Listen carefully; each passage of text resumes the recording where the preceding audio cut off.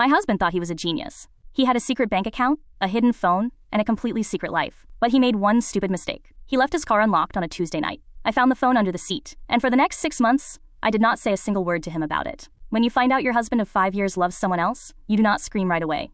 You freeze. I sat in his dark car for 2 hours, just holding the phone and breathing. My chest hurt. My heart felt heavy, like a cold stone. But by the time I walked back inside our house, the sadness was completely gone.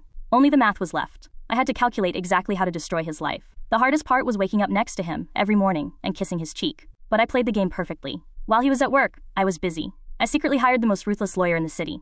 I looked at all our bank papers and found out he used our shared money to buy his girlfriend an expensive car. That meant the car was legally half mine. Every Wednesday, I quietly moved my most precious items out of our house and hid them in a storage unit. I even started having friendly coffee dates with his boss's wife, planting small seeds. I told her how worried I was about his strange late nights at the office. I built a perfect, invisible cage, and he just smiled and walked right into it. The explosion happened on our 5th wedding anniversary. He rented a beautiful room at a fancy restaurant. All our friends, his family, and his entire company leadership were there. He stood up, tapped his glass, and gave a fake, beautiful speech about how much he loved me. When he finished, he handed me a small box with a necklace inside. I didn't open it.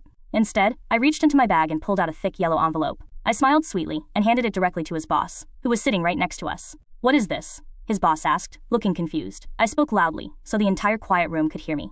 "Oh, it's just the financial receipts. It shows exactly how my husband used your company credit card to pay for his girlfriend's hotel rooms for the last year." The color completely drained from my husband's face. He looked like he could not breathe. The soft music kept playing, but no one in the room made a sound. His mother dropped her fork. His boss opened the envelope and his face turned red with deep anger.